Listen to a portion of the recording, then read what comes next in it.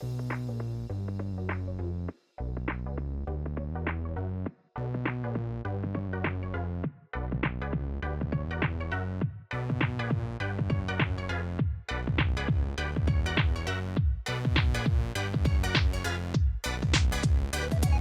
everybody. Welcome back to the Boss Rush Podcast, a great place to play games and be better. I'm one of your hosts, Corey Deering, and I'm all alone, all by myself.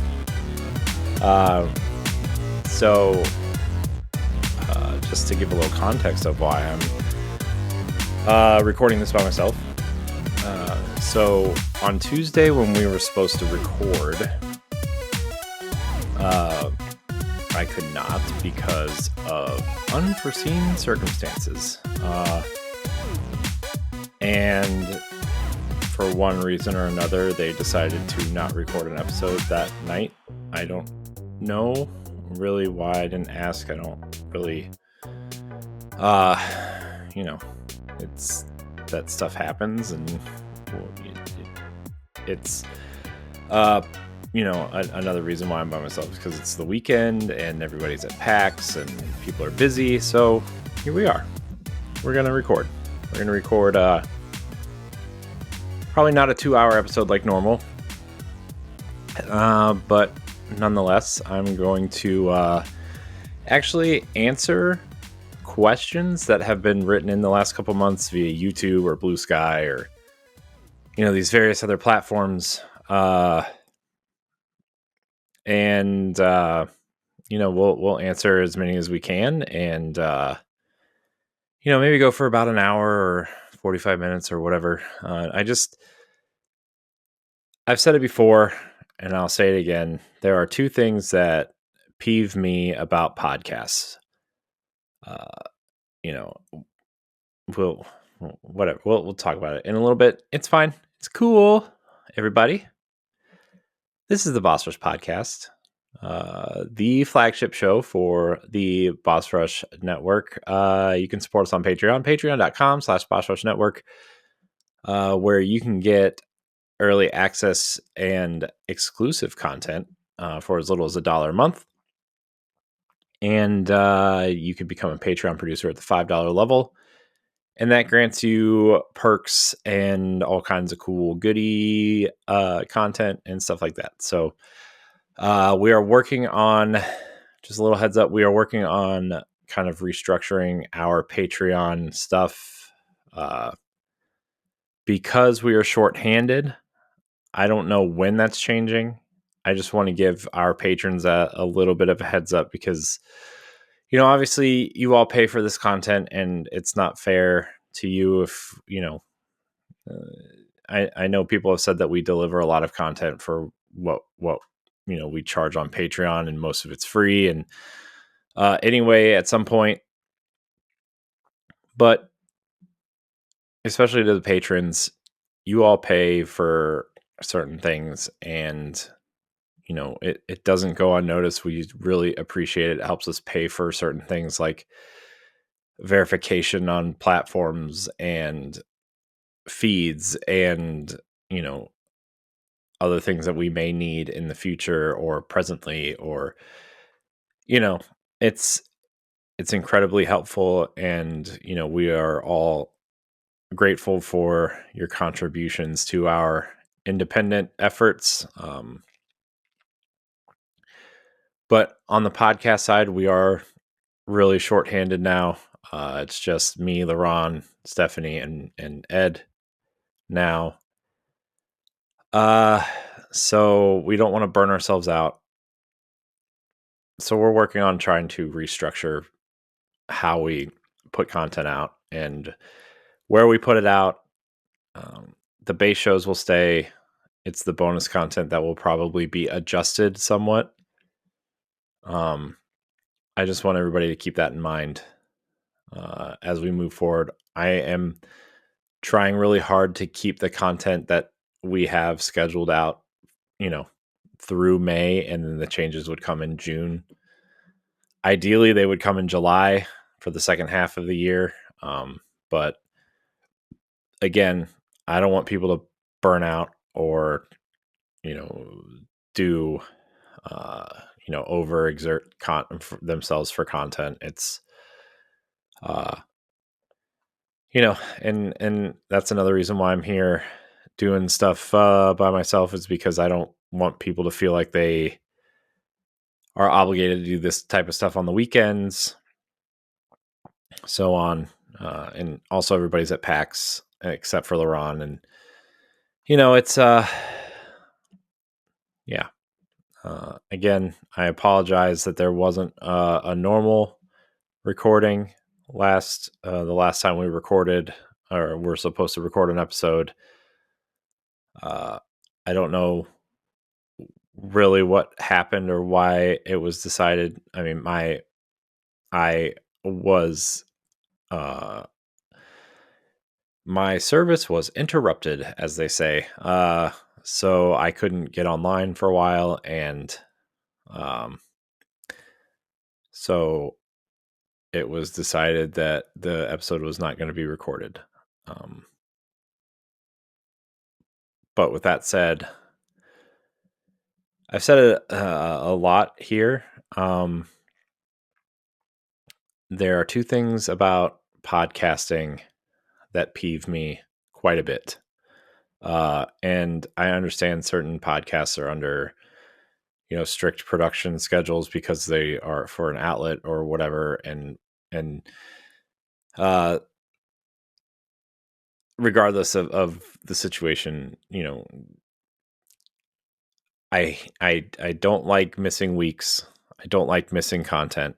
It bothers me. Even if it's some small piece of content to hold people over until the next proper episode. I don't like missing weeks. And I don't like missing content. And obviously when people say we have to hurry up and because we're running out of time, that also angers me quite a bit. But regardless, I'm going to go here for a little while. I'm going to answer as many of these questions as possible. This is probably going to be a shorter episode because I'm the only one here. But I didn't want you to miss out on content. I know there are a lot of people that kind of rely on things to get through the day. I do. There are definitely certain shows I look forward to on certain days of the week because it helps me get through that part of the day. And so I hope that I am entertaining enough for you to give this a listen for, maybe around an hour or so. We'll see. I have 10 questions here. We're going to answer as many as possible.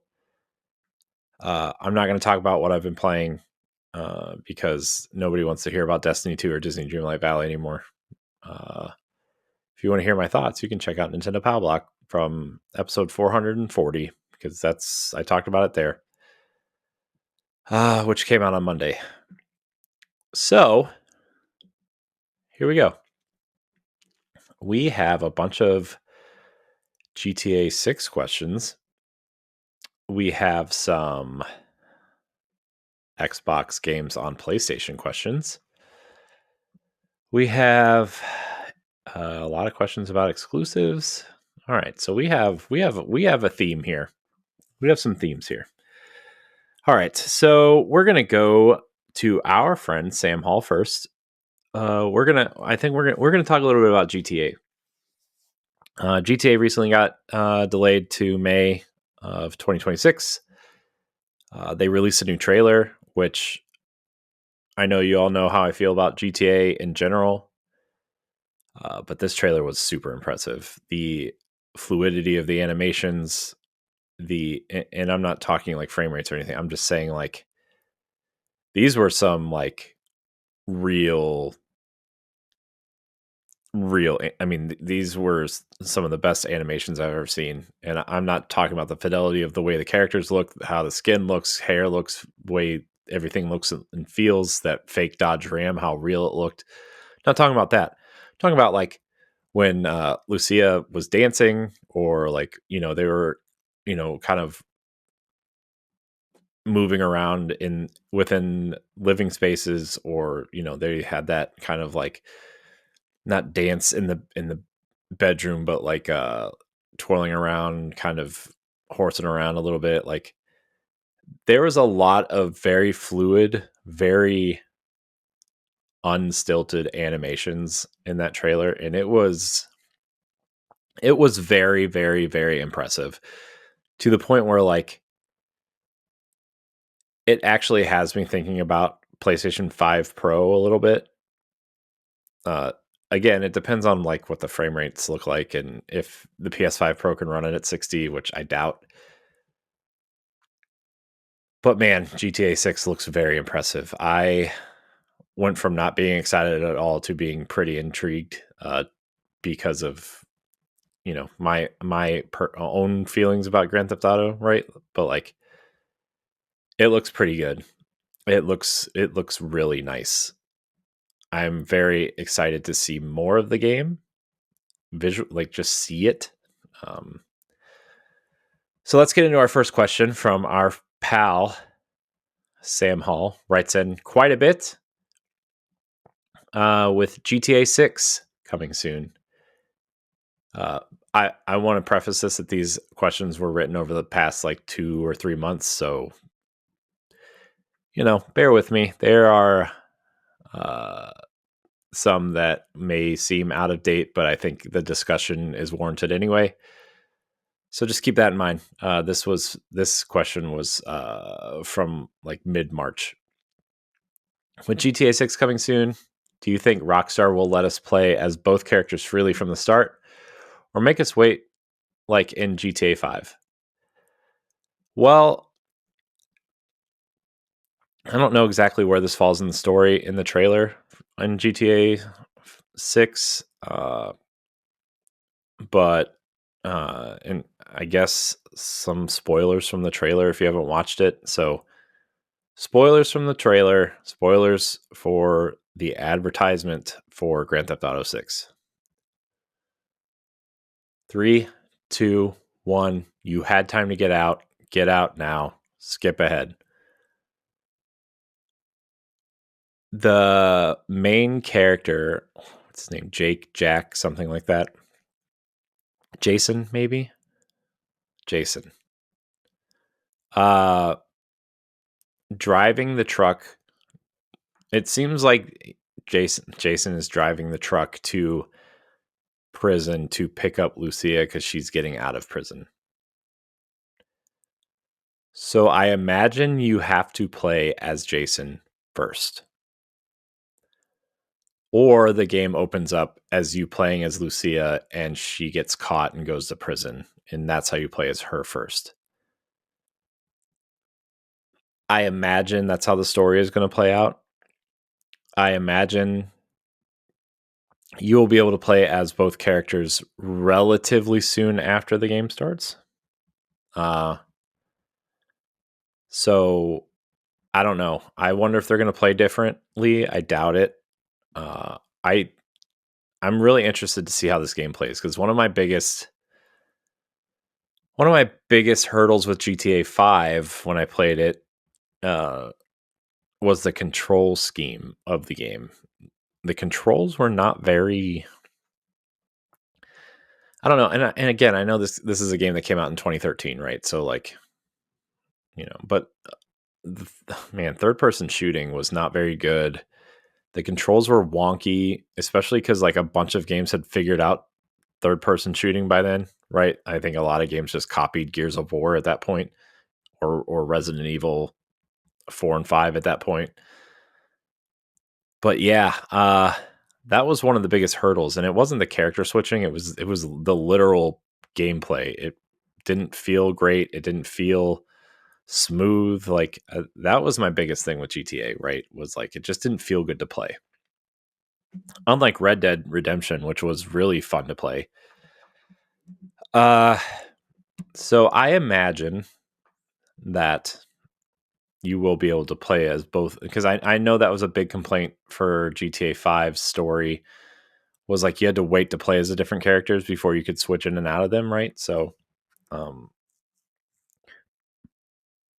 don't know. I imagine they took that feedback a little bit to heart, and I do think you're going to play as them separately for the beginning of the game, but like it's going to happen sooner or later, right? Like I would say within the first couple hours of the game, you're going to be able to switch back and forth because I imagine this is a massive game. So that's my thought on that. Marine Gamer 1289 writes in about GTA 6. The game looks massive. Do you think they'll finally let us buy and customize more than just cars and apartments, like actual businesses or neighborhoods? I don't know really. Like I didn't play enough GTA online to know how all that stuff worked. I do know that you could buy apartments. I do know that you could buy cars. I don't know what else you could buy. I would imagine that it being 2 generations separated from GTA 5, essentially, right? And it looks massive, and it looks like you're going to be able to do a lot within the single player experience itself.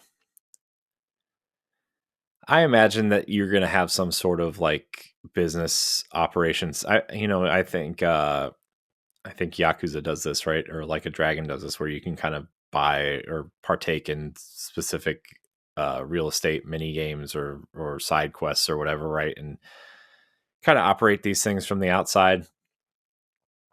I imagine they're going to have something like that because you're going to need some sort of income that's not. I think they're going to allow you to play the game within the game at this point, right? Like make money outside of just doing missions, outside of just robbing banks or killing people or stealing cars or whatever, right? Like I think you're going to be able to do more than that. I think you could probably purchase one of these convenience stores and run it like a business or use it as a front for some other nefarious business, maybe. I think that's a possibility. I think that's a real possibility. Again, I didn't play enough GTA 5 to know what you could do within that space or within the online environment, but I imagine you could do that. Let's see. We have more GTA questions. We have a lot of GTA 6 questions. This man, Sam Hall's really excited for GTA. Let's see. All right. This one comes from Keeper Kuiper. This one's about GTA as well. Do you think we'll ever get a major GTA spinoff like Vice City Stories or Chinatown Wars or on modern consoles again? I don't think so, because I think just the way GTA is a platform at this point, I think you're going to see expansions within the game. If you were to see something like a story something, I think you're going to see something like Lost in the Damned or Bout of Gay Tony faster than you're going to see a quote unquote spinoff. With that said, I think you would do story DLC if it makes sense within the context of the current story they're telling. Also, I think a lot of that expansion stuff or spinoff stuff that you're looking for probably resides within Grand Theft Auto Online, right? Like I know they added a lot of story stuff to that. I know there's like a lot of stories where you're the kind of the main character and doing things for other characters within the online space, right? Like that's totally a thing within GTA 5 online. So I don't know. I would imagine. I mean, here's the thing, right? Strauss Zelnick's not stupid. Rockstar is a very, they're gonna look at what's gonna make them money, what makes sense for them. I don't know if GTA 5's story was received very well or not, but also GTA Online was a massive still is a massive hit, right? So I think they're going to do what makes sense for them, but ultimately, I think the spinoff stuff that you want is never coming back, which is sad because I really liked Vice City Stories and Liberty City Stories back when I thought like the PS2 games were really good, and I think the Ballad of Gay Tony for Grand Theft Auto 4 was excellent.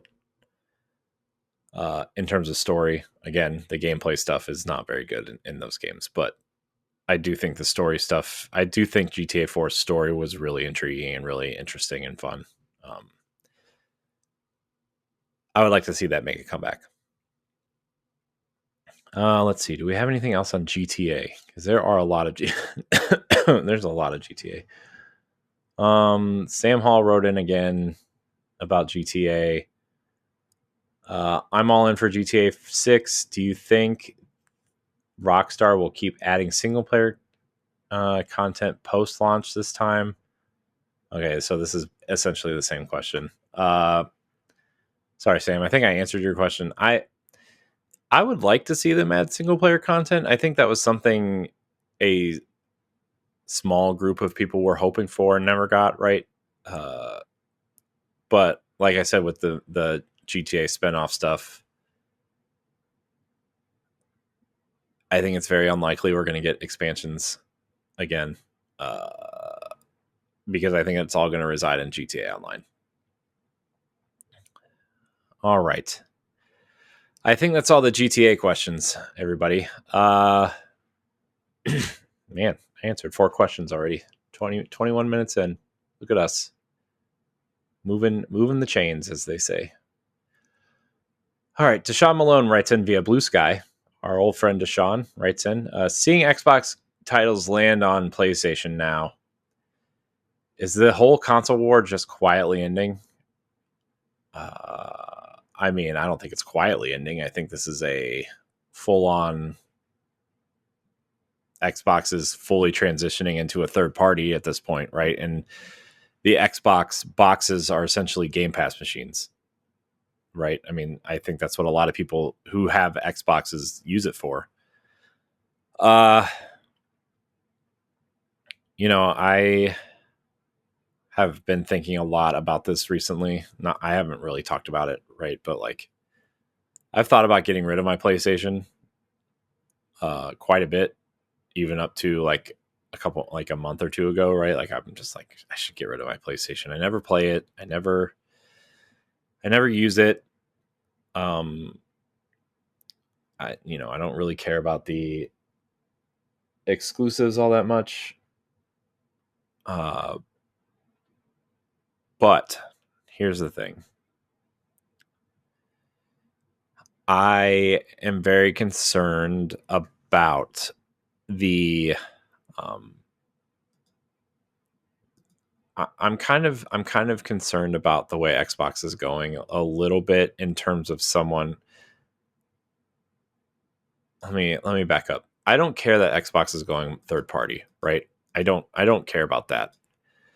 My concern as someone who has invested quite heavily in the digital storefront of the Xbox is how Microsoft plans on transitioning existing players that are invested in the Xbox ecosystem either into a PC style ecosystem with their next box or their handheld that was kind of leaked earlier this week, last week, whatever.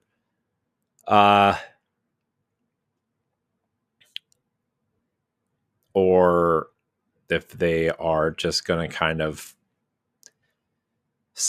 hope it blows over and their games will exist on other platforms, and something like that. My personal opinion, once Phil Spencer leaves, I would be shocked if Xbox even exists. I think it's gonna. I really think that the Xbox brand is going to fade away within the next decade, and that they're going to revert back to Microsoft Game Studios and kind of operate in that respect of, unless Sarah Bond and Matt Booty can carry the torch that Phil lit, right? Like, I don't know. I feel bad for the position that Phil Spencer has been put in. It makes him look bad, and I don't think Phil Spencer, when he says things, people say he talks out of both sides of his mouth, which I see why they say that, but also, like, look, once they bought Activision Blizzard and Bethesda, he's a mouthpiece for Satya Nadella now, right? I mean, that's when you spend $80 billion on two publishers, like, you went from being a a nice little side project for Microsoft to how are we going to recuperate $80 billion as fast as possible, right? So the first step is, okay, well, we raised the price of Game Pass. We're not gaining new subscribers. Okay, well, let's make it more appealing to PC players. Xbox games appear on PC. I mean, they were appearing on PC way before these publishing deals, but just stick with me. Let's try to draw people into the Windows ecosystem and have Xbox be a part of Windows. Okay. Games are already on Steam, right? Okay. Well, PlayStation games starting to come to Steam. That's not a huge deal. They know the plan is coming to go multi-platform at some point, or put certain games on certain platforms and see how they do, right? And they didn't want to admit that, and they were trying to figure out. I think when fans figured it out before the way they wanted to deliver the message, that really hurt them.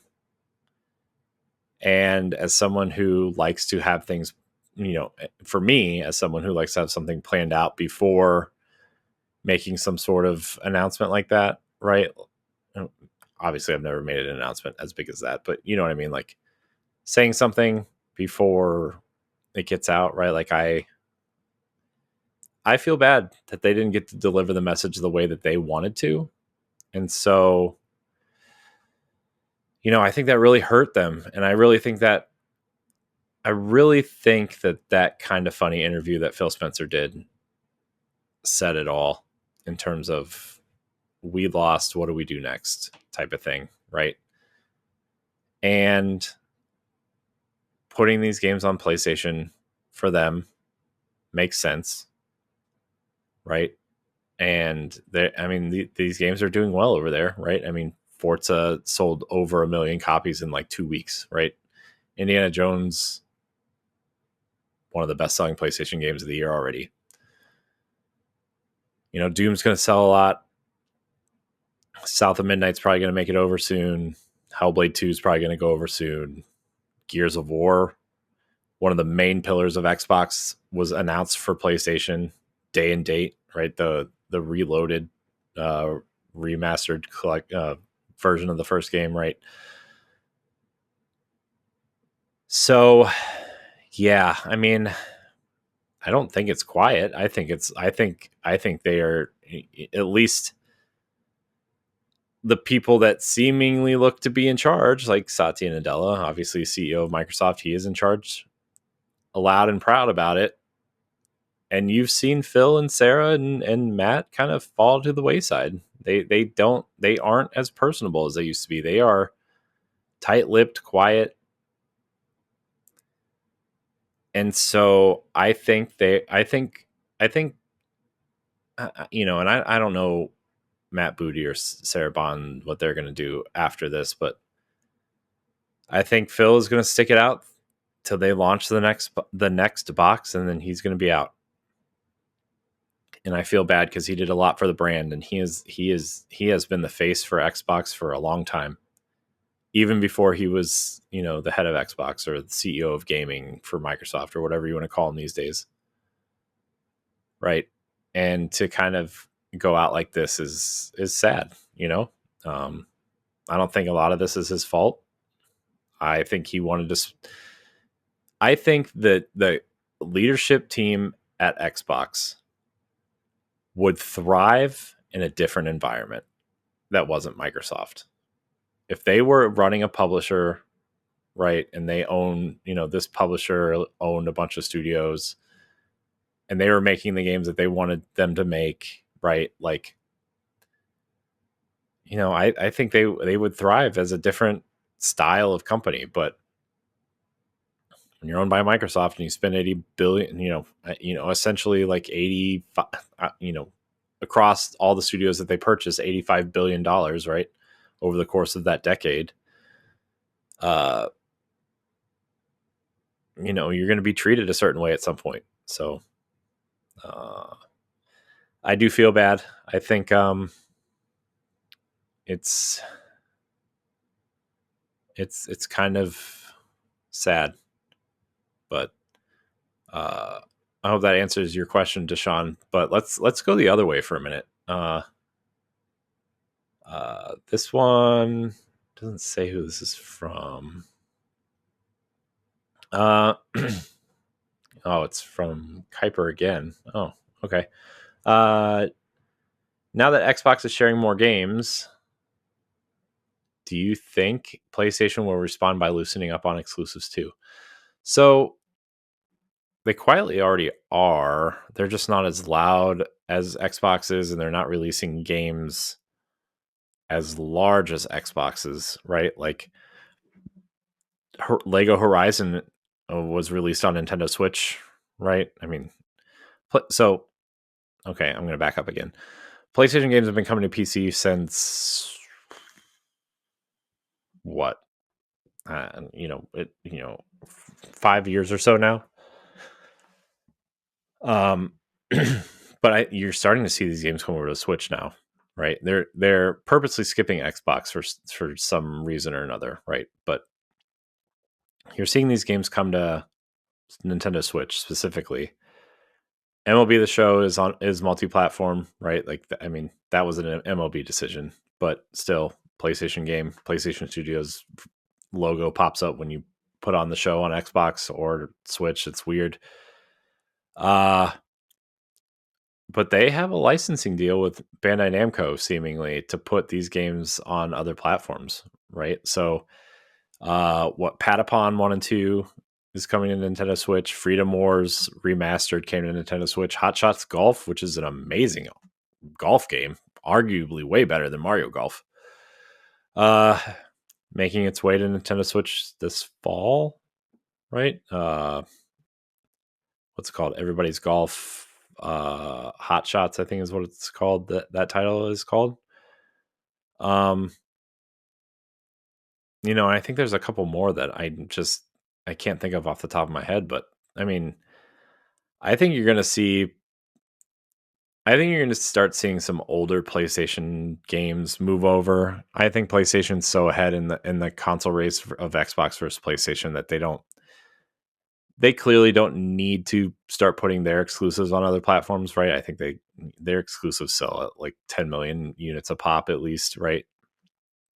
So, but I could see on the Switch 2 God of War 2018 come over at some point, or Horizon 1, or Days Gone, or even something like Death Stranding, even though like Kojima, kind of has the rights to that back now, but like I could see that coming to Switch 2. I could see a lot of these games coming to Switch 2 at some point.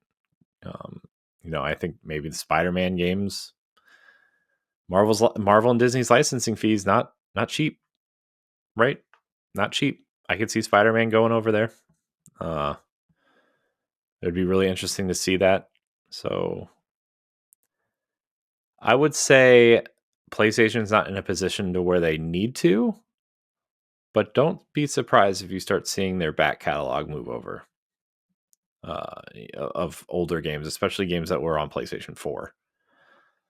Shadow of the Colossus remake, I think. Ratchet and Clank, I think, would kill on the Nintendo Switch. I think that would be awesome. I'm trying to think of anything else, Uh, hmm. I'm trying to think of PlayStation. You know what would be awesome on Switch too? Resogun. That'd be awesome. Anything from Housemarque would be awesome. I'm trying to think of PlayStation 4 games. On the Uncharted trilogy, I think would be an interesting move. I mean, any of the Uncharted games, really, even 4 and Legacy, or what's it called? No, Legacy of Thieves is the collection. Lost Legacy. Jeez, wow. Sorry, it's late, and I'm trying to get all this done. What else here? I think man, I'm trying to think. I mean, I don't know if Ghost of Tsushima would make it over, but you know, what'd be awesome that would move over would be Infamous. Would be cool. Whether it's the first two games or like Second Son and First Light would be cool. I think they want to forget Knack exists, right? Would be interesting is if they moved Astrobot over, not Astrobot proper, but the pack-in games for PlayStation, the PlayStation pack-in games, like to move those over and sell those for like $30 or $40 on a different platform, and then try to get people to buy a PlayStation 5 for the new one. That would be cool. That would be an interesting tactic. So I'll stop my ramble there, but I think that would be the interesting move. I think would to start putting back catalog games over there. So let's see. This comes from Marine Gamer 1289. I feel like exclusives are becoming more about time deals than true platform loyalty. Do you think that's good or bad for gamers overall? Well, I think it depends on which platform you're playing on, right? Because I think right now Nintendo is gearing up to have a year of great exclusives, right, for the Switch 2. Mario Kart, Donkey Kong, Metroid Prime 4, Pokemon, among others that aren't announced yet. Xbox has, I mean, they've put out like 12 games this year already for somehow. I mean, Xbox is in that position that we've been waiting for 12 years at this point.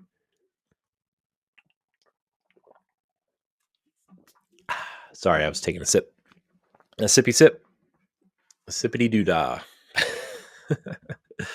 I think you're looking at some, I think a lot of our audiences for this show in particular are primarily PlayStation or PC players. So I think when you look at PlayStation's slate of exclusives, quote unquote, a lot of them aren't coming from PlayStation Studios themselves, right? Insomniac's been the workhorse for them, for sure, right? Putting out 4 games at this point for them for PlayStation 5. I mean, Naughty Dog's re-released The Last of Us several times to try to make up for things. They've come out with those director's cuts and remastered editions and all kinds of things, right? Like and the major exclusives they have put out, most of them have been PlayStation 4 games essentially, right? I mean, Horizon Forbidden West and God of War Ragnarok are PlayStation 4 games. And I think a lot of people kind of forget that because of how much better they ran and looked on the PlayStation 5, right? So, I think and obviously like they had that big games as a service initiative that fell apart, right? I mean, look at Concord, look at their massive purchase of Bungie that is, you can make your own decision on that one if that was worth it or not. I guess it depends on if Marathon hits or if the Edge of Fate expansion hits, right? Because I mean, that studio essentially was gutted after the final shape, actually before the final shape, right? I mean, a lot of people got let go before and after.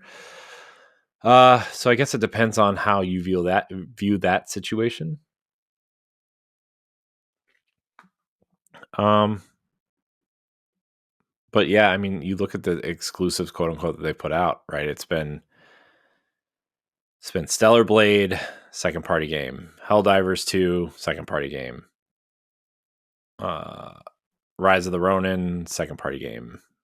Uh, you look at these games, and it's like, yeah, they're not PlayStation Studios games. They are definitely, not PlayStation's games. They're funding them.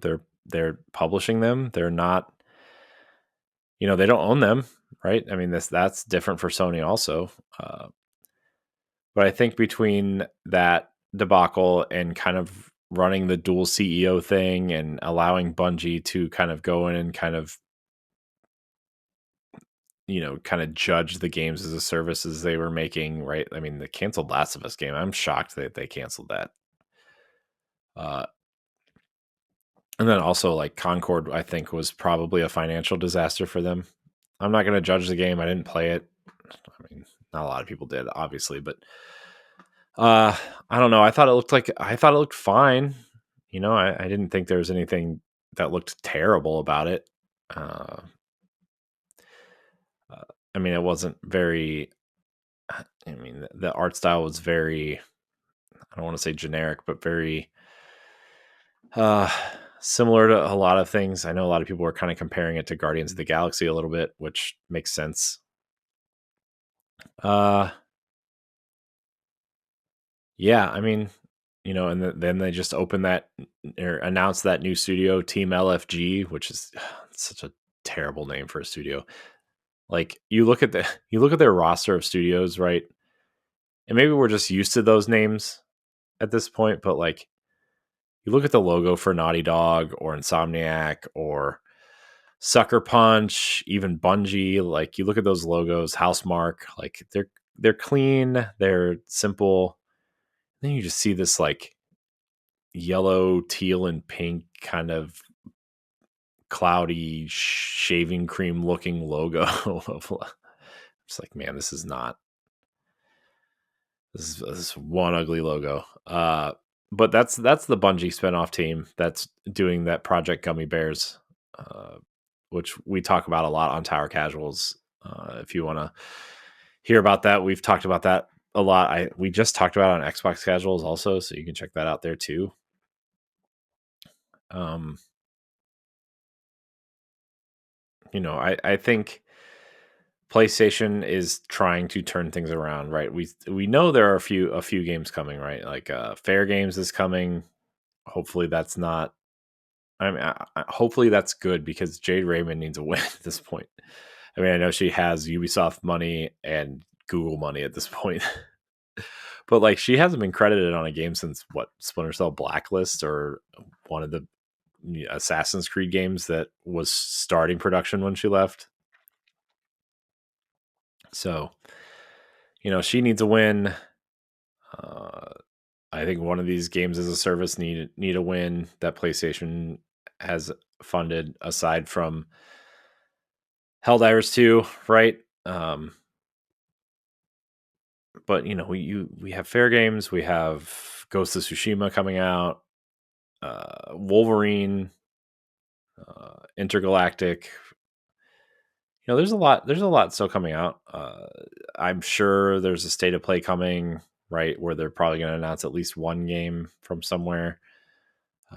Astrobot came out last year, which is a really great platformer. So there's a lot out there. I think you look at the cadence that Nintendo puts things out and the cadence Microsoft's been putting things out lately, and you look at Sony and kind of between them owning less studios and them relying less on first party stuff mixed with the games as a service and uh, um, what else was I going to say? Mixed with that and like the whole CEO debacle kind of going on over there. Like games take a long time to make and a long time to perfect, and Sony wants to perfect these games, and with all this transitioning, it's hard to keep a lot of that on track, even though you have studio heads that keep these things on track and executives that are kind of in charge of that, right? Like when there's a lot of shift at the top, there's a lot of wonder, and maybe that trickles down. Maybe studios just aren't ready, so we'll see. Bend hasn't put out a game in a while. Blue Point's kind of starting over, right? Because they were working on that God of War game as a service, which is a strange. We already had God of War multiplayer, right? Ascension. Did you not see what happened with that game? So, all right, let's answer two more questions, maybe. Let's see. Do we have any more?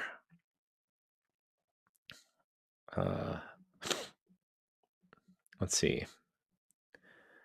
This one's a quick one. Steven Myers asks, do you think crossplay will finally be a default feature in most major games now that Xbox and PlayStation are playing nice? I think most games are already cross-platform. I think you can toggle it on or off in most games. I know in games like Halo, not that it's on PlayStation yet, but you can do you can do a combination of controller and mouse and keyboard, or just playing with mouse and keyboard, or just playing with controller, and it'll match you in games with just that control type. I think you're going to see a lot more of that because crossplay will just be an inevitable kind of part of gaming at this point, and you're going to have to rely on services like Discord, to party chat or in-game chat functions to talk to your friends instead of like the console-based party chats, which is a lot of the reason why I still invest primarily in Xbox, because I play a lot of Destiny with friends on Xbox, and all they have is the Xbox chat. They don't, they're not like the hardcore gamer who has to play everything and use Discord to chat with people, which I hate using Discord to chat with people too. I hate sitting at my desk, right? I want to sit on my couch and play on my TV I saved up for and spent a lot of money on, right? Like that's where I want to play my games. So also I think PC gaming sucks, in my opinion. I hate it. I hate it so much. Again, that's an opinion, and I know I'm in the minority. Hold your comments, please. So yeah, I think crossplay is just going to be a generic form of gaming at some point. Like you're not even going to think about it. Nobody's going to think about it. You're going to think about not playing against mouse and keyboard when you're playing on a controller, right? That's what you're going to be thinking about. Let's see here.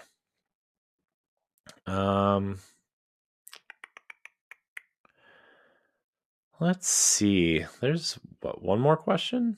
Did I answer them all? I think I answered them all. Nope, there's one.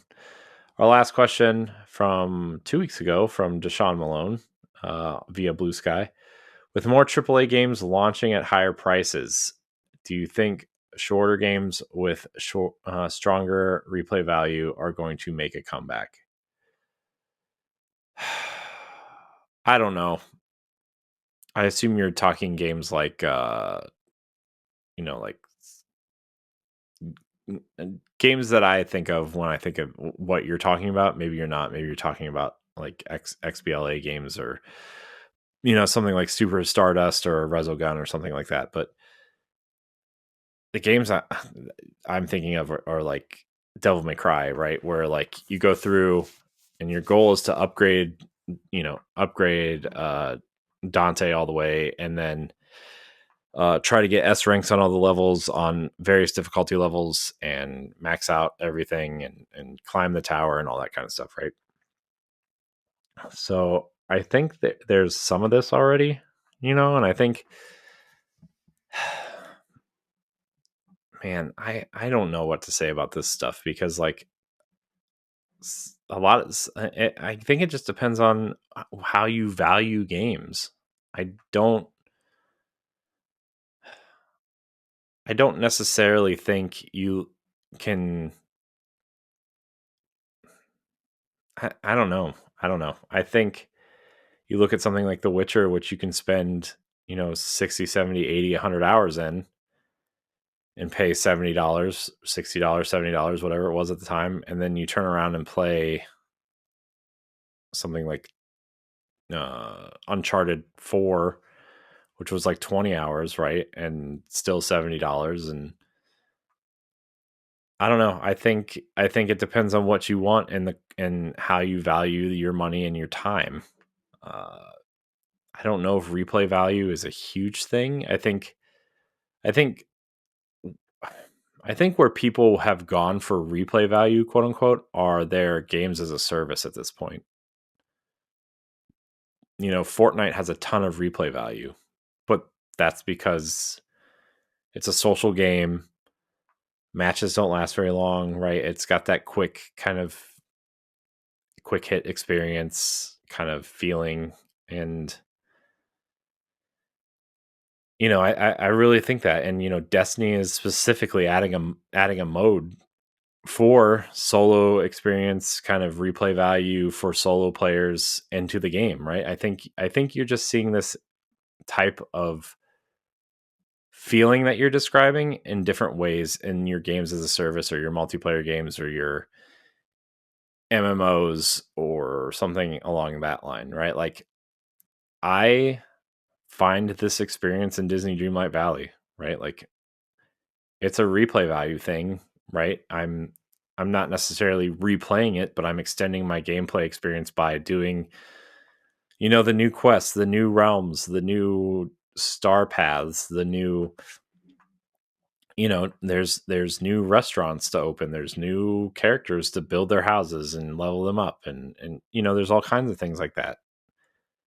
And I think that's where you're finding that aspect at this point, um, in the replay value stuff. Uh, let's see. Did I answer all these questions? I'm going to go through and make sure. I think I answered them all. Maybe there's a couple. Hold on. Deshaun has another question.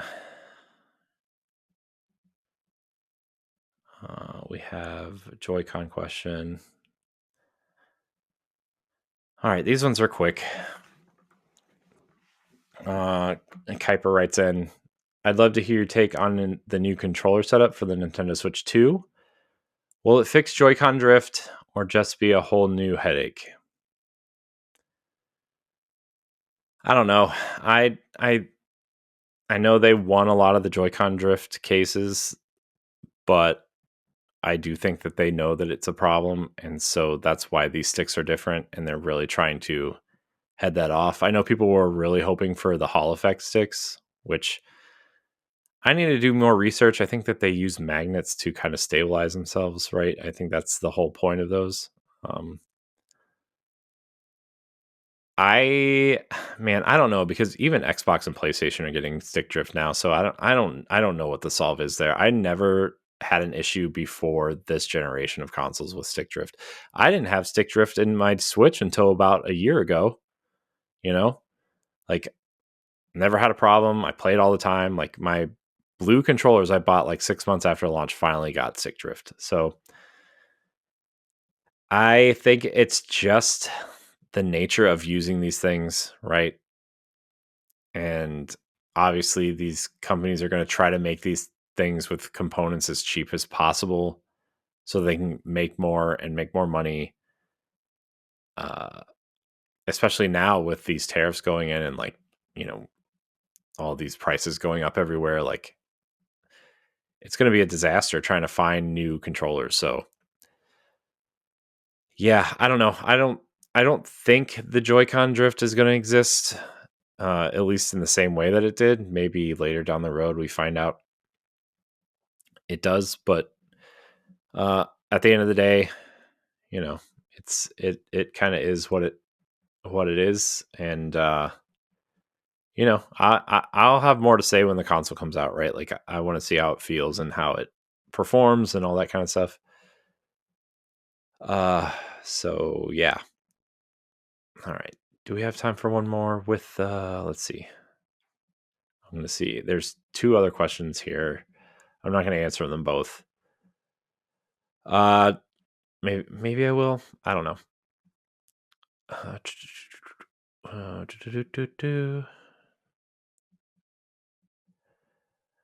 All right. So we're going to answer Deshaun your last question from like a month ago. How long before we get a brand new IP from Nintendo on Switch 2?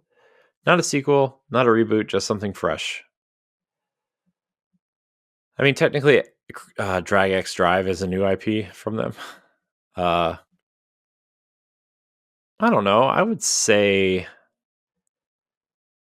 within the next 2 years, you see something new from Nintendo. They've really tried to put something new out every generation, right? Like we got Pikmin on the GameCube. What was the new IP on Wii? Was there one? I'm sure there was one. The Wii U was Splatoon. We got ARMS on Switch, so I would imagine something new would come sooner than later, right? I feel like that would make sense at this point. What it is, I couldn't tell you. I know they're missing like that third person action game. I know that Bayonetta kind of filled that void, but I'm saying like the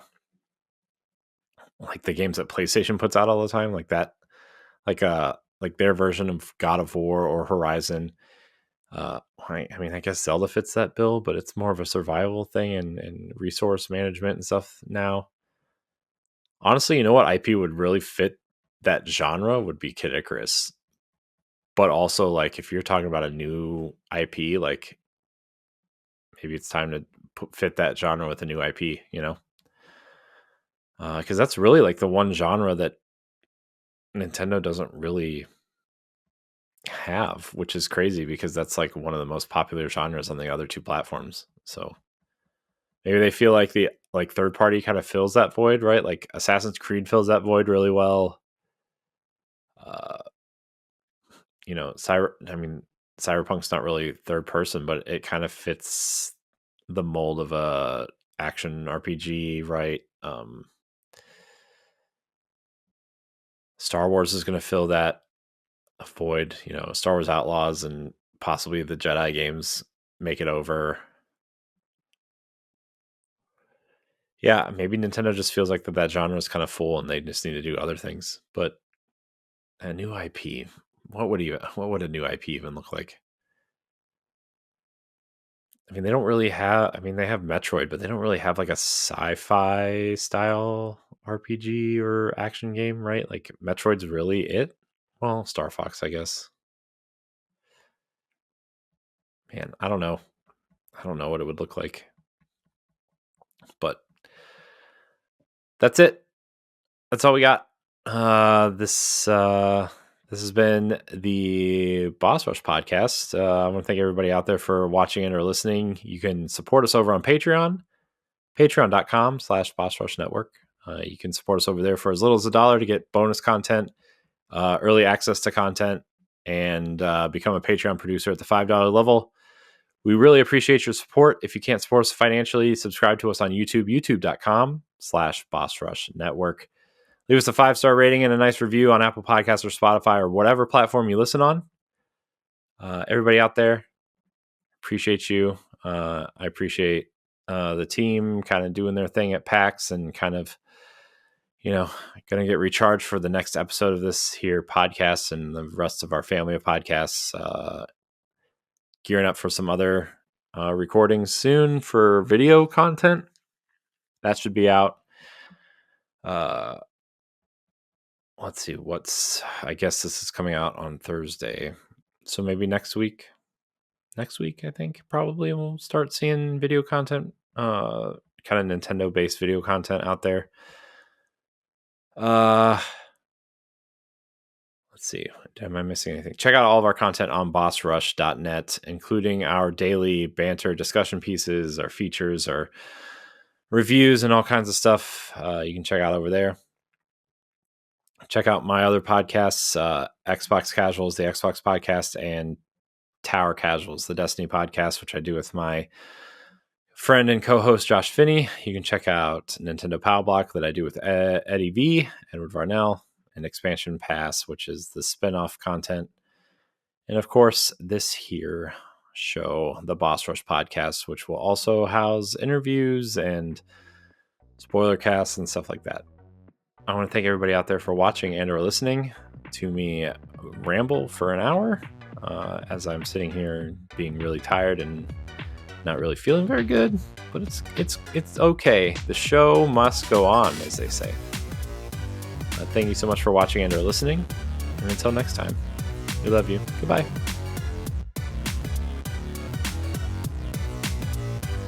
If you want to see how you can become a Patreon producer, head on over to patreon.com/BossRushNetwork. The Patreon producers for this month are Adriel Munger, Austin Campbell, Celeste Roberts, Sana Deering, Francisco Santillan, Matthew Keel, Retro Stoy, and Christian S. Thanks for your continued support of the Boss Rush Network.